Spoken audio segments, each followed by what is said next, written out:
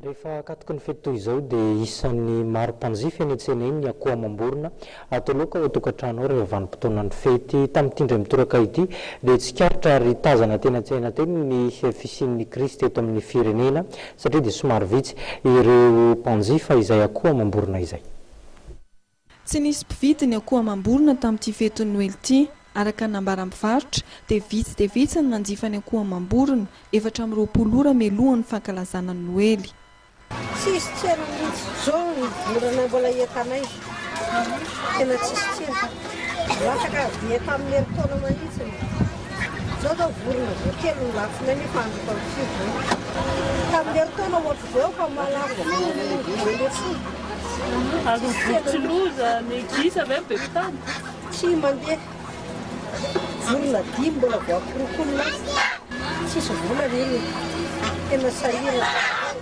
Tsy nahitana fiovana firy anefa ny vidin'ny akoho ama borona araka ny nambara mpivarotra. R2,000 hatramin'ny 5,000 sy R2,000 ny vidin'ny akoho sigana. Raha nisy vorona betsaka mpisafidy rehefa Noely ny gisa sy ny votsoloza dia tazam-potsiny izany teny an-tsena tamin'ity fety. Tsy nisy mpividy firy intsony anefa izany ary tsy zaka ny fahefa mividy malagasy. R4,000 hatramin'ny R9,000 ny votsoloza iray, raha toa ka R3,000 hatramin'ny 5,000 sy 5,000 ny gisa. I Maria ohatra dia efa fahazara mivarotra gisa rehefa Noely kanefa tsy nahitana tombony firy mihoatra ny fivarotana trondro izay asa fanoana izany tamin'ity Noely 13 sy 14 ity. Fety ohatr'izao hoe krismasy tamin'izao mivarotra fa trondro foana fa mandeha eto ambanivohitra. Dia vaingana teo zao tonga dia voaray zao ny lafo sady tonga teo fa avy mivarotra trondro izay vao mivarotra dia voaray zao ny lafo. le trondro zany be fidy ihany mihoatra an'ilay vorona zany. Ianareo trondro foana hatramin'izay tena fivarotana eto ambanivohitra trondro foana fa isaky mba hoe fety ohatr'izao vao mba mivarotra ohatr'izao.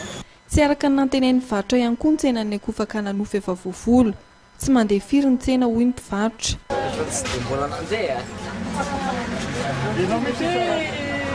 Inona na an'izay sa olona be Eo amin'ny 200 euro. dia firy izay ny lafo. Raiky latsaka fefany. Tsy nahitana fiovana firy ihany koa ny vidin'ny akoho fakanan'ofo tamin'ity taona ity. Toy ny tamin'ny taon-dasa dia mijanona eo amin'ny manodidina ny R20,000 ny iray kilao amin'ny akoho fakanan'ofo efa voavolo tamin'ity fetin'ny Noely.